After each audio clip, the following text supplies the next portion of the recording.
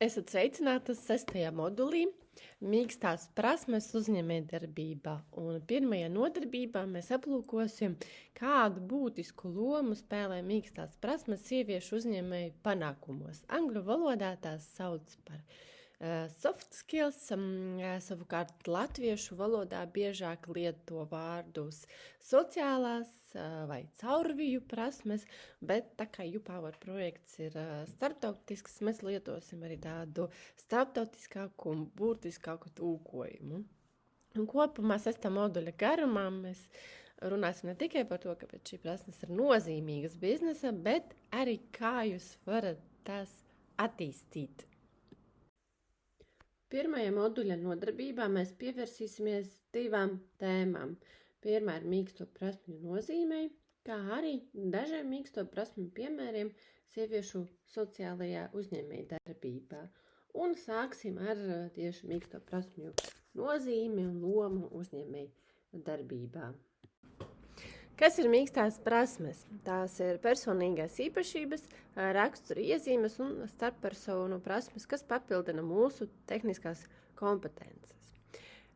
Mīkstās prasmes ir svarīgas uzņēmējdarbības kontekstā, jo tās palīdz veicināt uzņēmumu veiksmīgu attīstību, produktīvu sadarbību un ilgtermiņa izaugsmi. Lai gan tehniskām prasmēm, tas ir tādām, kas ir saistītas ar darba vai profesijas specifiku, ir svarīga loma, bet bieži vien tieši mīkstās prasmes izceļ veiksmīgus uzņēmējus un ļauj viņiem attīstīties dinamiskajā uzņēmējdarbības vidē. Un tagad aplūkosim 5 mīkstās prasmes, kas ir svarīgas gan tradicionālajā, gan sociālajā uzņēmējdarbībā. Un prasme numur 1 ir komunikācijas prasmes, piemēram, efektīva verbālā, mutiskā un rakstiskā komunikācijas prasme ļauj uzņēmējiem paust skaidras idejas un komunicēt ar citām personām. Prasme numur 2 ir līderība, un tā saistās ar citu personu iedvesmošanu, savas komandas motivēšanu, lēmumu pieņemšanu, savu uzņēmumu virzīšanu uz priekšu un tam līdzīgi. 3. mīkstā prasme ir pielāgošanās spēja. Uzņēmējiem ir jāmāk pieņemt pārmaiņas un jābūt elastīgiem un jāpārvar neskaidrības, lai izmantotu iespējas savā labā un būtu soli priekšā citiem nepārtraukti mainīgajā uzņēmējdarbības vidē. 4. ir komandas darbs. Tā ir vēlme sadarboties un strādāt ar citiem. Veicinot atbalstošu un pozitīvu mikroklimatu uzņēmuma, var sasniegt ievērojamus rezultātus. Un visbeidzot, būtiska ir emocionāla inteliģence. Emociju izpratne pārvaldīšana gan sevi, gan citos ļauj uzņēmējiem veidot pozitīvas attiecības, veiksmīgāk risināt konfliktus un rādīt harmonisku darba vidi. Jāatzīmē, ka minētās prasmes savā starpā ir cieši saistītas un kompleksā veidā palīdz sasniegt labākus rezultātus. Protams, tie ir tikai daži mīksto prasmu piemēri uzņēmējdarbībā, jo īpaši sociālajā vērtīgas prasmes ir arī radošums, laika plānošana, kritiskā domāšana un citi. Ja mīkstās prasmes ir spēcīgas, ja pie tām tiek strādāts, ja jūs tās attīstat, tad tam ir liela ietekme uz dažādiem uzņēmējdarbības aspektiem. Un ja mēs runājam par 5 minētājām nozīmīgajām prasmēm, tad uzlabotas komunikācijas gadījumā tiek veidotas efektīvākas, labākas attiecības ar komandas biedriem, klientiem un ieinteresētajām personām, kā rezultātā uzlabojas klientu apmierinātības un arī ir virkne labu sadarbības partneru. Efektīvas līderības gadījumā tā efektīvā līderība iedvesmo un motivē komandu, veicina arī inovatīvo ideju rašanos un arī sekmē organizācijas uzņēmuma vai projekta izaugsmē. Savukārt pielāgošanās spēja ļauj uzņēmējiem pārvarēt izaicinājumus, izmantot pieejamas iespējas savā labā, palikt elastīgiem, veikliem, mainīgai uzņēmējdarbības vidē. Un spēcīgs komandas darbs veicina sadarbību, radošumu un problēmu risināšanu, kas galu galā arī noved pie panākumiem uzņēmējdarbībā. Un visbeidzot, emocionālā inteliģence palīdz uzņēmējiem pārvaldīt konfliktus, ja tādi rodās, kā es jau minēju iepriekš, veidot attiecības un rādīt pozitīvu darba vidi, kurā komandas biedri jūtās komfortabli un motivēti, ieinteresēti arī attīstīties un attīstīt uzņēmēju.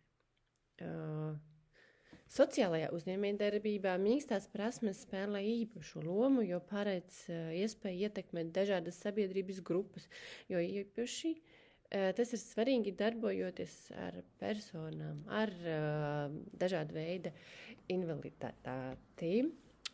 Un, lai uzzinātu vairāk attiecībā uz sociālu uzņēmēju prasmēm, aicinu jūs izlasīt īsu, bet liederīgu rakstu angļu valodā LinkedIn vietnē par tieši galvenajām sociālu uzņēmēju prasmēm un kompetencēm. Un linku uz vietni jūs redzat ekrāna apakšā. Lai strādātu pie savas attīstības un savu prasmju pilnveidošanas, ir svarīgi zināt atšķirības starp mīkstajiem un cietajiem prasmēm. Vēlreiz angliski tas ir soft skills un hard skills. Un kā mēs runājam iepriekš, mīkstās prasmes attiecās uz starppersonu prasmēm un personīgajiem īpašībām, kas nodrošina efektīvu miedarbību un komunikāciju ar citiem, un tās ir parasti grūti izmērāmas vai kvantitīvi nosakāmās. Savukārt cietās prasmes ir specifiskās tehniskās iemaņas, zināšanas, kuras var iemācīties un izmērīt. Piemēram, valodu zināšanas, datoru prasmes, programmēšanas un tam līdzīgi. Īsāk sakot, mīkstās prasmes ir vispārējais personu iemaņas, bet cietās ir specializētās apgūtas prasmes. Un, lai gan cietās prasmes pašas par sevi ir svarīgas, to kombinācija kopā ar mīkstajām prasmēm tomēr ir tas, kas ļauj uzņēmējiem gūt panākumus ilgtermiņā, jo tieši mīkstās prasmes uzlabo cieto prasmu pielietojumu praksē. Ja vēlaties uzzināt vairāk atšķirības starp mīkstajām un cietajām prasmēm un par to nozīmi, tad aicinu izlasīt interneta resursu vietnē Resume Genius, kas ir redzama slaidā uz ekrāna. Un tagad pāriesim pie otrās tēmas, piemēriem par mīksto prasmu pielietojumu praksē.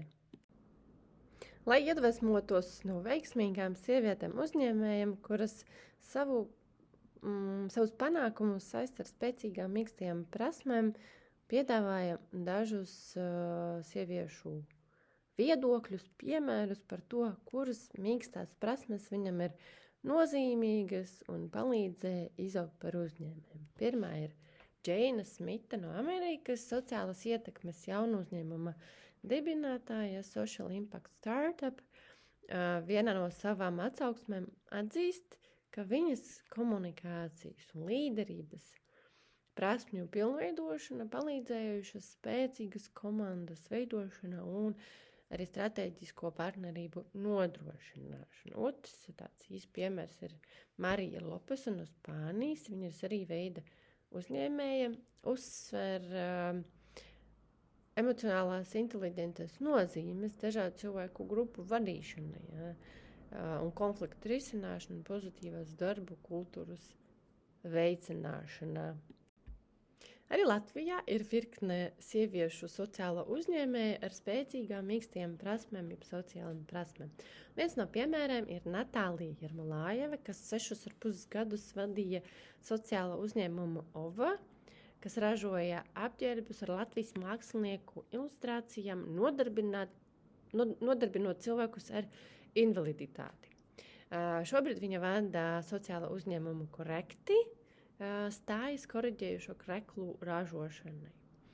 Un projektu YouPower intervijas laikā, kas tika veikts pētījuma izstrādei, Natālija uzsvēra nozīmīgu lomu pielāgošanas spējām un radošumam, jo īpaši strādājot ar cilvēkiem ar invaliditāti un pārvarot dažādus izaicinājumus saistībā ar administratīvajiem jautājumiem, tehniskajiem jautājumiem vai politiskajiem jautājumiem savā uzņēmējdarbības ceļā, jo īpaši sākuma posmā.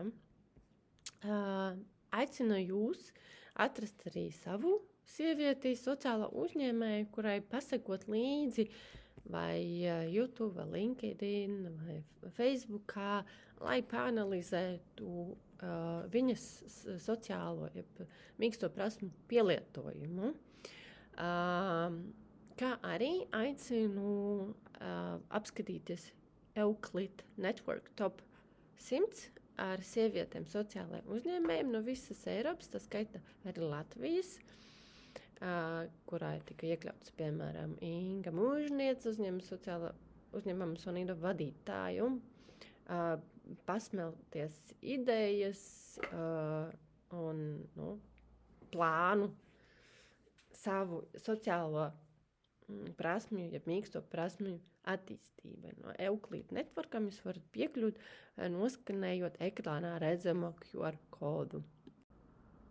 Un tagad laiks uzdevumam. Lai turpinātu 6. moduļa apgūšanu, veltiet kādu mirkli, kādu laiku, lai pārdomātu par savu personīgo pieredzi un savu sociālā uzņēmējdarbības projektu vai projekta ideju.